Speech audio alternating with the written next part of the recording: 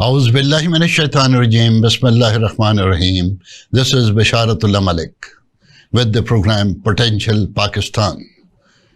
आज का भी हमारा प्रोग्राम पोटेंशियल पाकिस्तान शुरू करने से पहले मैं इसका हल्का सा आपको तारुफ दोबारा करवा देता हूँ कि पोटेंशियल पाकिस्तान का मकसद ये है कि हम आपको बता सकें कि पाकिस्तान में कितना पोटेंशियल है। एक एक चीज़, एक एक बात में पाकिस्तान की जो ताकतें हैं वो उभरती हुई नज़र आती।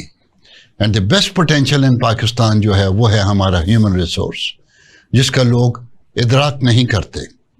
हमारी 24-25 करोड़ की आबादी, उसमें से बेहतरीन टैलेंट हमारे पास है जो बहुत सारा हमने बाहर भेज के हम खुशियाँ मना रहे हैं, लेकिन अगर वो पाकिस्तान में हो तो वो बहुत कुछ कर सकता है बशर्ते के पॉलिटिकल विल लोगों के साथ हो। बहरहाल आज का जो पोटेंशियल पाकिस्तान प्रोग्राम है इसमें मैंने एक बेहतरीन अपने मेहमान को बुलाया है और वो मेहमान हैं मोहसिन एम सैयद साहब, मोहसिन मोहम्मद सैयद। आप चेयरमैन थे सुंदर इंडस्ट्रियल स्टेट के, आप पायलट हैं, एनर्जी स्पेशलिस्ट हैं और आप चेयरमैन थे टेप्टा के, रादर उनके फाउंडिंग मेंबर थे। मोहसिन एम सैयद साहब ने बेशुमार काम किए हैं पाकिस्तान के लिए और पाकिस्तान की तरक्की और नए इदारे बनाने में। वो कमाल चीज़ जो है वो मेरे मुंह से अच्छी नहीं लगेगी। मैं मोहसिन सैयद साहब से दरख्वास्त करूँगा कि पहले अपना तारुफ कराएं, उसके बाद हम उनके कारनामों की तरफ चलते हैं। जी मोहसिन साहब, thank you very much for coming and you are welcome to this show. जी डॉक्टर साहब, बहुत शुक्रिया। बिस्मिल्लाहिर्रहमानिर्रहीम। बुनियादी तौर के ऊपर मैं इलेक्ट्रॉनिक्स इंजीनियर हूँ और क्योंकि मेरे वालिद एयरफोर्स में थे तो एयरफोर्स के माहौल में रहते हुए आदमी को हमेशा पायलट बनने का बड़ा शौक होता है। तो सन 1972 में मैं पायलट बन गया और सन 76 में मैं इंजीनियर बन गया माशाल्लाह। और उसके बाद 76 से लेके 80 तक मैं सऊदी अरेबिया के अंदर एज ए डिज़ाइन इंजीनियर मैंने काम किया। अच्छा। जुबैल इंडस्ट्रियल जोन की डिज़ाइन टीम में था। अच्छा, जुबैल इंडस्ट्रियल जोन का भी थोड़ा सा बता सर। वो बुनियादी तौर के ऊपर उस वक्त सऊदी अरेबिया ये देख रहा था कि जिस दिन पेट्रोल ख़त्म हो जाएगा तो उनके पास ऐसी इंडस्ट्री होनी चाहिए जिससे ये कारोबार आगे चला सकें, मुल्क को और हुकूमत को जॉब्स मिल सकें, आमदनी हो सके। तो वहाँ पे हमने अपस्ट्रीम एंड डाउनस्ट्रीम इंडस्ट्रीज़ के लिए वो बनाया और इस वक्त भी वो सऊदी अरेबिया का बहुत बड़ा एक जुबैल और दूसरा यम्बो का इंडस्ट्रियल जोन्स हैं, वो पेट्रोलियम बेस्ड डाउनस्ट्रीम इंडस्ट्री के ऊपर करते हैं। वहाँ पे अच्छा पैसा कमाए क्योंकि काम करते थे और डट के काम करते थे और तो जो हमारे कस्टमर्स थे वो बाय नेम हमें बुलाते थे कि जी ये हमारे प्रोजेक्ट पे ये होंगे। अच्छा। तो इस वजह से फिर थोड़ा सा हम वो जिसे कहते हैं नज़ाकत आई गई। फिर मैं गया अमेरिका, वहाँ मैंने मास्टर्स किया इलेक्ट्रॉनिक सर्किट डिज़ाइन में। अच्छा। और ये बस अल्लाह की तरफ से होता है कि मैं एक ऐसे यूनिवर्सिटी में पहुँचा जहाँ पे दुनिया के बेहतरीन एनालॉग इलेक्ट्रॉनिक्स के एक doctor Sidney Soclof, Morris Mano digital electronics के वो लोग मौजूद थे जिन्होंने हम लोगों को इलेक्ट्रॉनिक्स में इतना पॉलिश किया कि हमने वर्ल्ड क्लास सर्किट्स वगैरह बनाए और पेटेंट की टीम्स के अंदर हम शामिल होने के लायक हुए। मास्टर्स के बाद मैंने ज्वाइन किया मैग्रो एडिसन कंपनी को और उस वक्त अमेरिका के अंदर बिजली के कुछ टाइम ऐसे थे जिसमें बिजली पे लोड पड़ रहा था। अच्छा। तो हम 11 से 3 बजे तक एयर कंडीशनर्स को ऑन ऑफ करके 10-10 हज़ार मेगावाट बड़े बड़े शहरों में जैसे लॉस एंजलिस है, ह्यूस्टन है, नेशविल है, फिनिक्स एरिजोना है, उनको हम 15-15 मिनट के लिए जब ऑफ करते थे तो किसी को पता नहीं चलता था कि उनका एयर कंडीशनर बंद हुआ है क्योंकि कंप्रेसर बंद करते थे, पंखा चलता रहता था। और इस तरह से हमने बहुत बड़े बड़े उनके लोड मैनेजमेंट की, जिसको हम यहाँ पे लोड शेडिंग करते हैं, वहाँ मैनेजमेंट करके। यहाँ तो लोड मैनेजमेंट का नाम ही लोड शेडिंग है ना। तो इस तरीके से हमने वहाँ पे मुल्क का भी फायदा किया, लोगों का भी फायदा किया, सबको डिस्काउंट्स मिले और बिजली भी सस्ती रही। वंडरफुल। उसके बाद फिर मैं पाकिस्तान आया, मैंने यहाँ आके अपनी इलेक्ट्रॉनिक्स की फैक्ट्री लगाई कोट लखपत में। और यहाँ पर हमने मैं मोटरसाइकिल के पुर्जे, गाड़ियों के पुर्जे, और इत्तेफाक से मुझे पाकिस्तान एयरफोर्स ने कामरा के बोर्ड पे ले लिया 6 साल के लिए। अच्छा। तो हमने मशाक के पुर्जे भी बनाए, और JF-17 की जो डिज़ाइनिंग टीम थी उसमें हम शामिल थे, जिसकी मैन्युफैक्चरिंग टीम कंस्ट्रक्शन के अंदर वहाँ पे हमने काम किया। और क्योंकि मैं पायलट हूँ तो मेरा फ्लाइंग स्कूल है। पहले हम वॉल्टन एयरपोर्ट पे थे, अब हम नई जगह पे मुरीद के ऊपर। Understand the aeroplanes better than aviation. जी एविएशन तो मैं तो सोते जागते पायलट हूँ, और अभी भी मेरा लाइसेंस वैलिड है, करंट हूँ, और टेस्ट फ्लाइट्स मैं और मेरा बेटा खुद करते हैं। मेरा बेटा वहाँ पे चीफ पायलट है, मैं टेस्ट पायलट हूँ और इंस्ट्रक्टर हूँ। माशाल्लाह, वेरी गुड, वेरी गुड। अच्छा, जुबैल के बाद आपने ये रास तामरा ऑयल रिफाइनरी। जी, रास तामरा में ऑयल रिफाइनरी के अंदर आग लगी थी। अच्छा। तो वहाँ पे आग लगने की एक वजह ये थी कि वहाँ पे जो वाल्व्स थे जो पाइपलाइंस के अंदर से ऑयल का फ्लो कंट्रोल करते थे वो मैनुअल थे। तो जब आग लगना शुरू हुई कोई उसको जाके बंद खोल नहीं कर सका। अच्छा। तो वो सारी को ऑटोमेट करना था। तो हमारी टीम ने वहाँ पे मोटर्स लगाई वाल्व्स के ऊपर, और एग्जिस्टिंग वाल्व्स ही को हमने मोटराइज किया। वो बड़ी अच्छी एक इनोवेशन होती है। मतलब आप एक ब्रांड न्यू चीज़ ला के लगा लें वो तो बड़ा आसान काम होता है, लेकिन एग्जिस्टिंग चीज़ के अंदर जुगाड़ लगा के उसको चलाना जरा मुश्किल काम होता है। तो वो किया। जब मैं पाकिस्तान वापस आया तो यहाँ पर आके हमें पता चला कि जी बेरोजगारी बहुत ज्यादा है।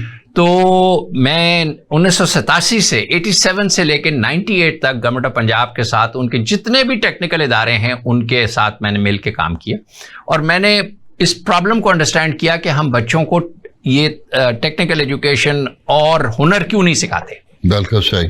तो फिर हमने इदारा बनाया टेफ्टा।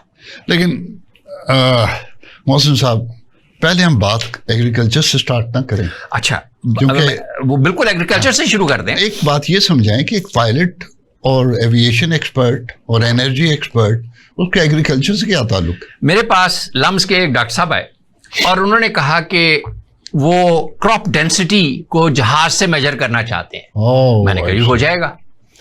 उन्होंने कहा किस तरह? मैंने एक सेस्ना 172 के कार्गो डोर को खोला, उसके अंदर हमने एक ब्रैकेट लगाई, उसमें उनके कैमरे लगाए, और मैंने कहा चलें फ्लाइंग करने के लिए। तो हम शेखुपुरा गए, और जहाँ पे ये हाफजाबाद वगैरह जहाँ पे हमारे चावल लगता है, गंदम लगती है, शुगर केन लगता है, तो हमने हर जब उसके मतलब पहला महीना, दूसरा महीना, तीसरा महीना, तो जब हमने क्रॉप्स की वो तस्वीरें लेना शुरू की तो उनको क्रॉप डेंसिटी से ये पता चल गया कि आज से 5 महीने के बाद ये क्रॉप का रिजल्ट क्या निकलेगा। हाँ। अच्छा, यानी कि हमारी कॉटन का बड़ा इशू रहता था ना कि जी कॉटन कितनी होगी तो टेक्सटाइल मिल चलेंगे। तो अगर आप पहले दिन से कॉटन को मॉनिटर करना शुरू कर दें तो आप पहले महीने के बाद ही आपको पता चल जाएगा कि जनाब यहाँ से इस दफा आपकी कॉटन 10 मिलियन बेल्स होगी या 15 मिलियन बेल। एक्सपोर्ट करनी है कि इम्पोर्ट करनी है? इम्पोर्ट करनी है। आपकी प्लानिंग बड़ी अच्छी है। तो फ्लाइंग के बहुत सारे फायदे हैं। सुंदर इंडस्ट्रियल एस्टेट की जगह मैंने जहाज पे फ्लाई करके देखी। अच्छा। क्योंकि मैंने लाहौर शहर से फासला देखा। मैंने ये देखा कि जी वहां पे सड़कें होनी चाहिए, रेलवे ट्रैक होना चाहिए, बिजली, पानी, गैस का एक्सेस होना चाहिए। तो मैंने जो बोर्ड को प्रेजेंट किया था, मैंने उनको कहा कि जी शेखुपुरा के पास कर लें या चूनिया के पास कर लें या सुंदर रेवेंट की साथ कर लें यहाँ पे सुंदर में। तो बोर्ड ने मुझे कहा कि जी सुंदर, और वहां पे उसका नाम भी हमने प्यारा सा रख दिया, सुंदर इंडस्ट्रियल एस्टेट।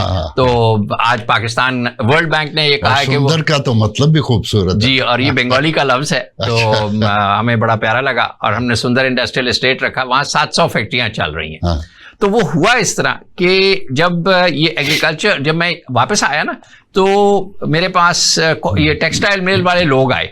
अच्छा। और उन्होंने कहा जी हमारे कार्ड्स खराब हो गए हैं, ठीक कर सकते हैं? मैंने उनसे पूछा इसमें खराबी क्या है? उन्होंने कहा ये खराबी है। मैंने उसके वो वाले पुर्जे जो खराब हो गए थे वो चेंज किए, कार्ड चल गए।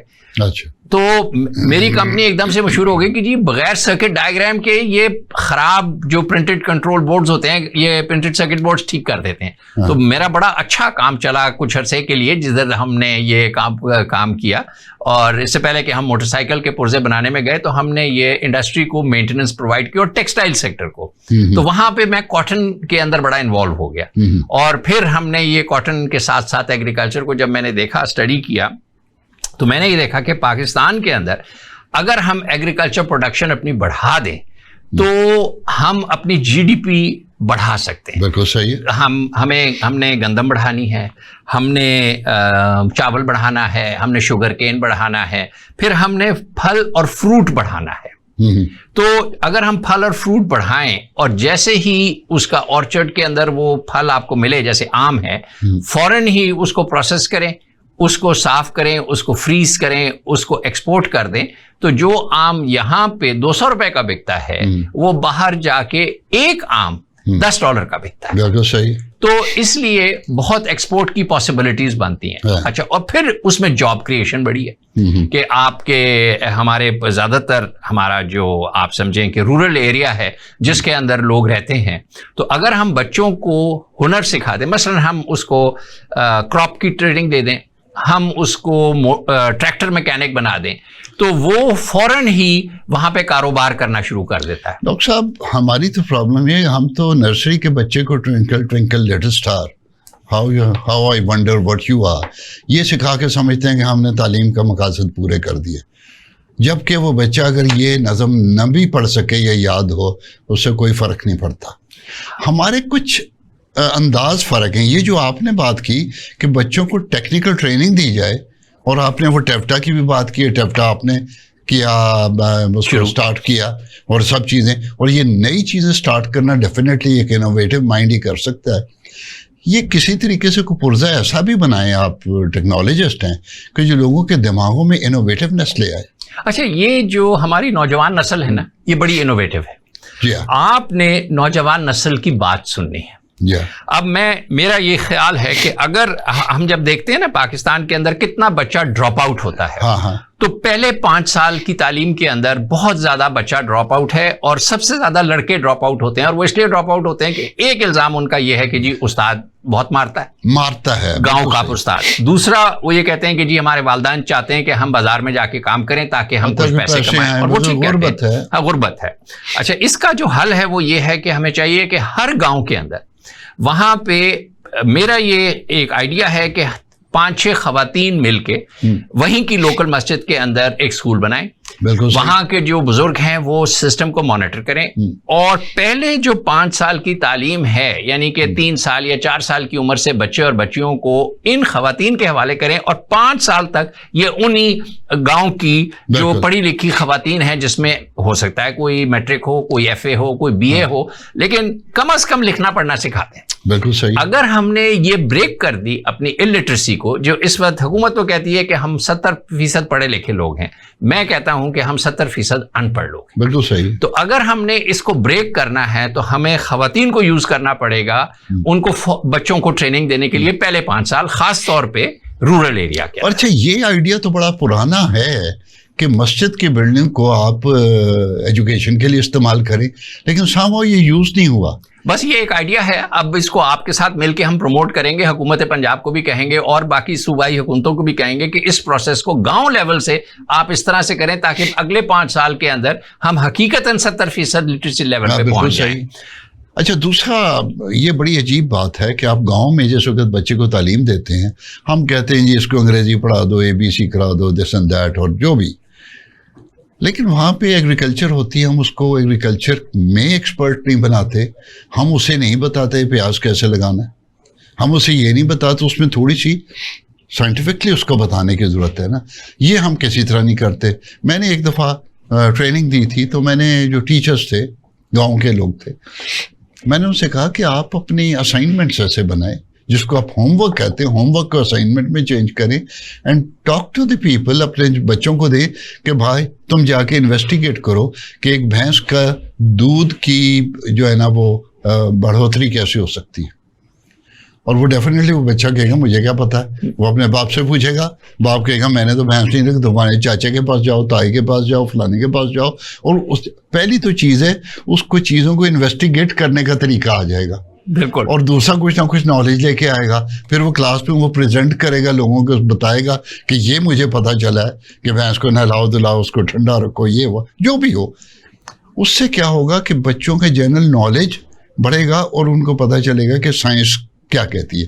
मैंने बात ज़रा मेरी लंबी होगी, लेकिन समहाउ आप भी इस चीज़ को जानते हैं किस तरीके से हम लोगों में उसके लोकल एनवायरनमेंट में बच्चों को एक साइंसी तरीके से आगे बढ़ने का तरीका सिखाएं? आपको डॉक्टर साहब बड़ी इंटरेस्टिंग बात बताऊं, पंजाब स्किल डेवलपमेंट अथॉरिटी ने मुझसे कहा कि, बल्कि मैंने उनको आइडिया प्रेजेंट किया, ट्रेन अ विलेज, कि हम 16 साल से लेके 60 साल के सारे मर्द और सारी खवातीन को हम लाइफ स्टॉक की ट्रेनिंग देंगे।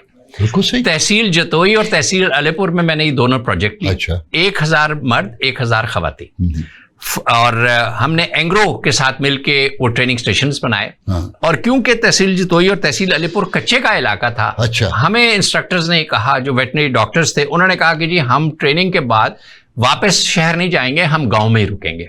अच्छा, उसका इत्तेफाक से फायदा ये हुआ कि जब वो गांव में रुके, गांव वालों ने उनको खाना पीना सब दिया।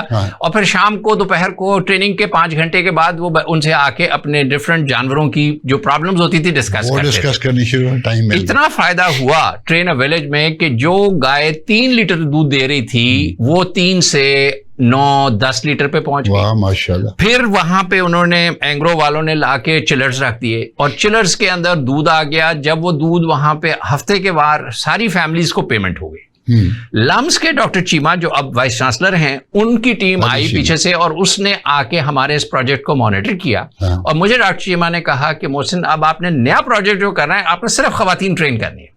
अच्छा। तो हमने नॉर्थ पंजाब के अंदर शेखुपुरा में और चिन्योट के अंदर हमने इस तरह से इसको चेंज किया कि सिर्फ खवातीन को ट्रेन किया। तो डॉक्टर साहब, डॉक्टर चीमा ने मुझे ये बताया कि देखें, हमने देखा है कि बंदे जो हैं वो सोटी मारते हैं गाय को काबू करने के लिए, जबकि जो खातून होती हैं वो आराम से उसके थाल पे, मुंह पे यूं करती है और वो गाय उसकी बात भी मान लेती है। तो इसलिए हमने मर्दों को हटा दिया लाइफ स्टॉक से और हम खवातीन लाइफ स्टॉक उनके हवाले कर दिया, और क्रॉप फार्मिंग के ऊपर हम मर्दों को ले गए ताकि ट्रैक्टर मैकेनिक और क्रॉप्स की जो जो है ना उसको करते हैं। एक हमने ये इनोवेशन की जिसमें 1000 हमने बच्चियां पहले उधर साउथ पंजाब में किए और फिर हमने 3000 खवातीन को नॉर्थ पंजाब में ट्रेन किया। दूसरा जो हमारा प्रोजेक्ट था वो ये था कि वहां पे सोलर पावर अगर ट्यूबवेल लग जाए तो उसको किस तरह से मैनेज करेंगे। तो साउथ पंजाब के अंदर सोलर पैनल लगा के ना 10 से 11 लोगों की एक वो बन गई कमेटी। अच्छा, उसमें वो 1-1 एकड़ वाले सब लोग शामिल हो गए। और सोलर का जो पानी था 1 एकड़ के अंदर उसको 5-6 फुट ऊपर करके उसको हमने बना दिया फिश फार्म। अब सारा दिन वो पानी जो था फिश फार्म में गिरता था और रात को ड्रिप इरिगेशन के थ्रू सारी क्रॉप को जाता था। तो उन सब जो फार्मर्स थे उनका ये कहना था कि उनका पीटर इंजन बंद हो गया, उनका डीजल का खर्चा खत्म हो गया, उनके वापडा की बिजली खत्म हो गई और उनको बहुत मुनाफा हुआ इससे। और वहां पे 2-3 बच्चों को क्योंकि थोड़ी सी ट्रेनिंग देनी होती है सोलर पैनल की मेंटेनेंस के ऊपर, तो इस तरह से जॉब एम्प्लॉयमेंट भी हो। तो हमें ये चाहिए कि सब, क्योंकि हमारे यहाँ बिजली इस वक्त पहुंच गई 60 रुपए यूनिट, हमें चाहिए कि इमीडिएटली सोलराइजेशन करके पूरे पाकिस्तान में ट्यूबवेल जो है सारे के सारे सोलर पे ले जाए, ताकि उनकी जो कॉस्ट है वो तकरीबन 5 सेंट है, जो कि तकरीबन 15 रुपए। और सोलर पैनल्स दाएं बाएं से मंगवाने के बजाय पाकिस्तान में कारखाने लगाएं और सोलर और की हम आप इतने ज्यादा कभी दूध के ऊपर 45 अरब रुपया या जो बांटते हैं, कभी कुछ करते हैं, कभी कुछ, आप यहाँ पे सोलर पैनल्स की फैक्ट्री लगाएं और उससे जो प्रॉफिट है उससे आप दूध वगैरह। हाँ, इसके अंदर थोड़ा सा हमारी हुकूमत को रूल्स चेंज करना पड़ेंगे। हमने सोलर पैनल्स के ऊपर ड्यूटियां की हुई हैं 0। हमें चाहिए कि अभी बता दें सबको कि जनाब हम पैनल लगाने की फैक्ट्रियां लगा रहे हैं और हर साल ये 5% ऊपर जाने लग जाएगी सोलर पैनल के ऊपर ड्यूटी। क्योंकि जब तक आप ड्यूटी नहीं बढ़ाएंगे सोलर पैनल के ऊपर, क्योंकि सोलर पैनल की ट्रांसपोर्टेशन कॉस्ट बहुत ज्यादा है, तो छोटा सा सिलिकॉन का पीस लाएं, उसको यहाँ असेंबल करें और असेंबल करके फिर उसकी कॉस्ट भी कम हो जाएगी सोलर पैनल की भी। और उसके अंदर जो मुल्क हैं जो कि लीडर्स हैं सोलर पैनल मैन्युफैक्चरिंग में, वो बड़ी खुशी खुशी यहाँ लाके फैक्ट्रियां लगा देंगे। और देखें चाइना में उनकी लेबर कॉस्ट बढ़ती जा रही है। जी हाँ, दे आर इंटरेस्टेड कि वो यहाँ पे लगाएं। बिल्कुल, इसको आप जरा स्पीडिफाई करें। क्या बात है यार, 1 स्टेप गवर्नमेंट ने एक स्टैगर्ड ड्यूटी स्ट्रक्चर दे दें कि जी हम हर साल 2% बढ़ाते चले जाएंगे। तो जैसे ही 10% पे कस्टम ड्यूटी पहुंचेगी 0% से, तो 10% के ऊपर एकदम से लोकल मैन्युफैक्चरिंग शुरू हो जाएगी। क्योंकि मैं इंजीनियरिंग डेवलपमेंट बोर्ड के साथ वाबस्ता रहा हूं और ये जो गाड़ियों का इलेक्ट्रिक डिलीशन प्रोग्राम का जो इलेक्ट्रिकल पोर्शन है वो हमने बनाया था। तो मोटरसाइकिल का और गाड़ियों के जो पुर्जे हैं आज माशाल्लाह बिजली के पुर्जे लोकल बन रहे हैं, तो वो एक स्टेप बाय स्टेप अप्रोच होती है काम करने के लिए। तो इस तरीके से अगर हम एग्रीकल्चर के अंदर अपनी ड्रिप इरिगेशन शुरू कर दें, हम खवातीन को लाइफ स्टॉक की ट्रेनिंग दें, मर्दों को ट्रैक्टर्स की और क्रॉप की ट्रेनिंग दें, हम बहुत आराम से अपनी क्रॉप की यील्ड बढ़ाएंगे और हम अपने लॉसेस का, फ्रूट के लॉसेस कम करेंगे। इस तरह से हमारी जो एग्रीकल्चर जीडीपी है वो ऊपर जाएगी और उसकी वजह से एग्रीकल्चर से ही हम तकरीबन 10 लाख सालाना जॉब पूरे मुल्क में पैदा कर सकते हैं। मोहसिन सैयद साहब ने अभी तक बड़ी काम की बातें बताई हैं और बहुत सारे डाइवर्स चीज़ों को टच कर दिया है। अब मेरा उनसे सवाल ये है कि इन्होंने मुझे बताया था कि यूरोपियन यूनियन की फंडिंग से इन्होंने कुछ काम किया है केपीके में, उसके बारे में तफसील से बताएं वो क्या था और what you did and what was the great thing. Doctor साहब, यूरोपियन यूनियन से मेरा काफ़ी ताल्लुक़ रहा है, तो उन्होंने मुझे 2013 में कहा कि जी हम चाहते हैं कि केपी के अंदर टेररिज्म और एक्सट्रीमिज़म ख़त्म करने का कोई रास्ता बताएं। तो मैंने उनको प्रपोज़ किया कि हम मोटरसाइकिल मैकेनिक्स बच्चे ट्रेन करेंगे और पहले पेशावर में करेंगे, फिर बाकी शहरों में भी करेंगे जाके।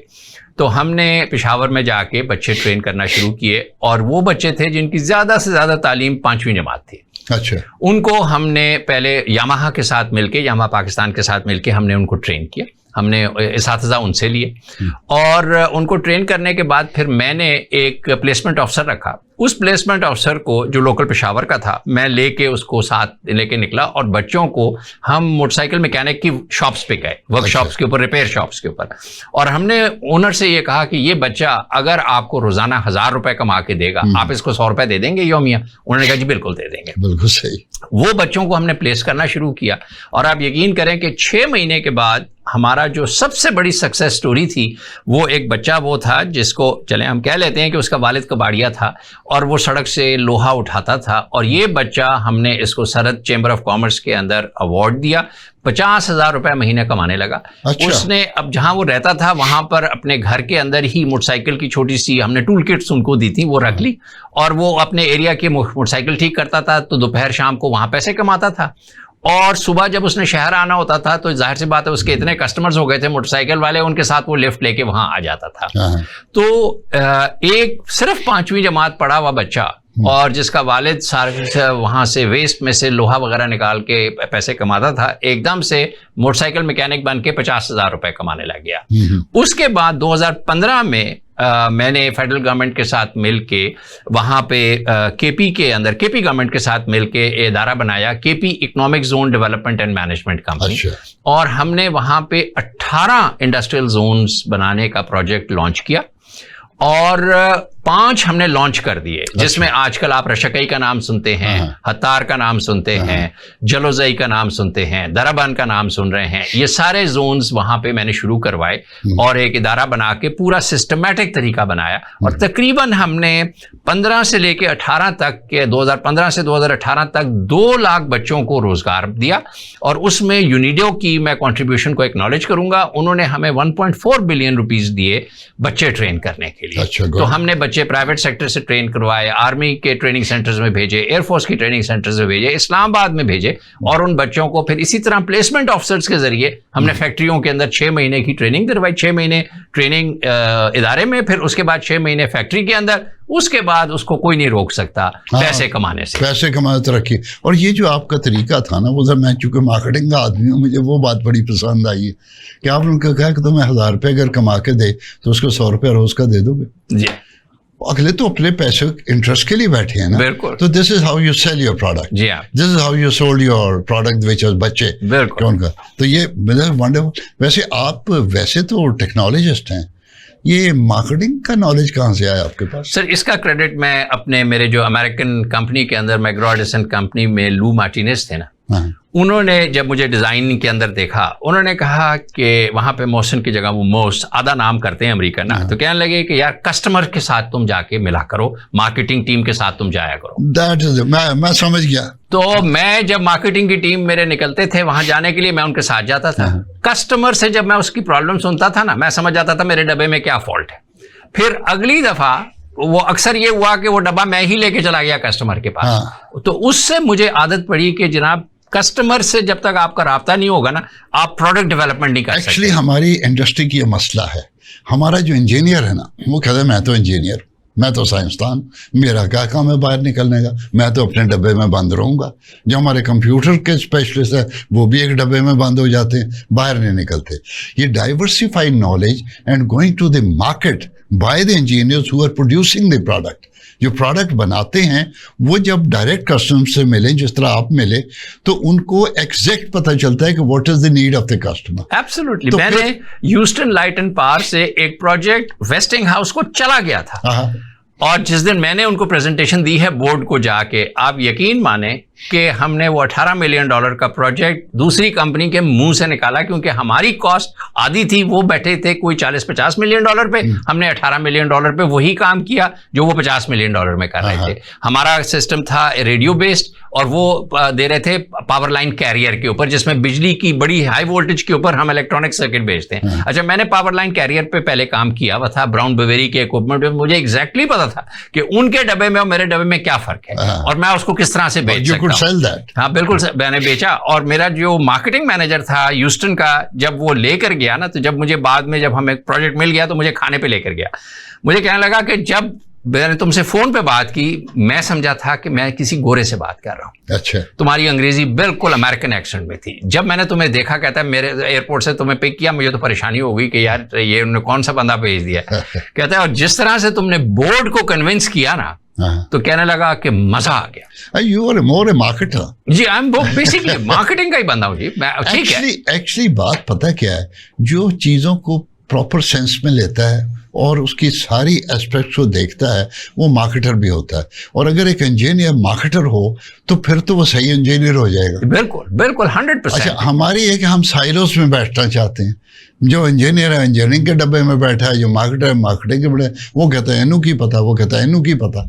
वो ऐसे एनू की पता से नहीं है, we have got to get the knowledge. और जो बड़ी कंपनियां, आपने भी काम किया, मैंने भी किया हुआ उनका, वो ये करते ही ये थे कि हेड ऑफिस से बंदे को निकाल के उसको फील्ड में भेज देते थे, और फील्ड वाले को बंदे को हेड ऑफिस में थोड़ा बिठा दे। दोनों को एक दूसरे की प्रॉब्लम समझ आ जाती थी कि अकाउंट वाला क्यों एतराज कर रहा तुम्हारे बिल पे। तो इस किस्म की चीज़ों से पता चल जाए। This is a wonderful thing. And ऐसा डाइवर्सिफाइड नॉलेज होना ना, ये बड़ी वो अल्लाह की मेहरबानी है। अच्छा, यूरोपियन यूनियन की फंडिंग की बात हो गई। एनर्जी के आप एक्सपर्ट हैं। एनर्जी के अंदर मैं, लेकिन एग्रो वेस्ट, जी सर, मैं एनटीडीसी के बोर्ड पे था, और मुझे समझ आया कि पाकिस्तान में महंगी बिजली की वजूहात क्या है। अब उसका तोड़ क्या है। महंगी बिजली, सबसे ज्यादा सर्कुलर डेट, जो कि डिस्ट्रीब्यूशन कंपनीज अपने बिजली लेती हैं 100 रुपए की, हुकूमत को वापस करती हैं 80 रुपए। सुंदर इंडस्ट्रियल एस्टेट मैंने बनाया, वहां पे मेरा 1% लॉस है। ये बाकी जो हमारी डिस्ट्रीब्यूशन कंपनियां हैं और ट्रांसमिशन और डिस्ट्रीब्यूशन मिला के हम 25 से 30% पे बैठे हैं। तो ये लॉसेस हमें एक्सेप्टेबल नहीं है, और यही कॉस्ट है। आईपीपी की जो कैपेसिटी पेमेंट है ना, ये छोटा प्रॉब्लम है। अच्छा, बड़ा प्रॉब्लम हमारी डिस्ट्रीब्यूशन कंपनियां, जिनको फौरन हमें प्राइवेटाइज कर देना चाहिए। लेकिन अब आते हैं कि जी सस्ती बिजली। अच्छा, सस्ती बिजली लोग कोयले से भी बना सकते हैं, एग्रो वेस्ट से भी बना सकते हैं। हमें सोलर और एग्रो वेस्ट पे इसलिए जाना चाहिए ताकि हम ग्रीन एनर्जी बनाएं और हम कार्बन मोनोऑक्साइड और कार्बन डाइऑक्साइड ना पैदा करें जो कोयला देता है। इसके लिए हमें चाहिए कि हम पूरे पाकिस्तान में जो हमारा गंदम का वेस्ट है, कॉटन का वेस्ट है, सिट्टे का वेस्ट है, शुगर केन वेस्ट है, इससे बिजली बनाएं। और जलाई वैसे घास फूस बहुत हो जाता है। बिल्कुल, और ये 25 से 30 रुपए पर यूनिट है, बजाय इसके कि 60 रुपए यूनिट बिजली बने।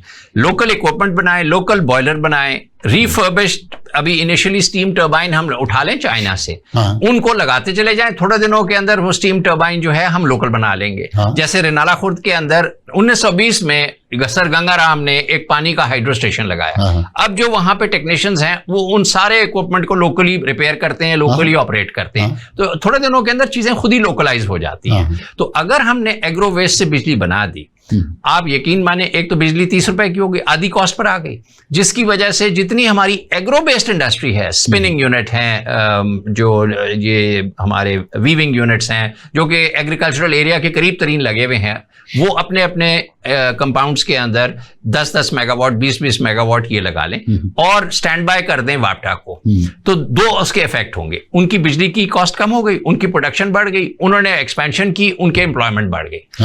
और हमारी जो ट्रांसमिशन डिस्ट्रीब्यूशन कंपनी है उनको लग पता जाएगा कि मार्केट में अब उनको रिप्लेसमेंट का सिस्टम आ गया है, वो जल्दी जल्दी अपनी कीमतें कम करेंगे। सबसे पहले तो चोरी कम करें और टेक्निकल लॉसेस कम करें ताकि 60 रुपए की बिजली 30 रुपए पर आ सके। दूसरा मौसम भाई, एक और चीज़ मैंने नोट की है, मैंने थोड़ा सा फर्टिलाइज़र में काम किया है, गाँव वालों में फिरता रहा हूँ, मुझे कुछ चीज़ों की पता है।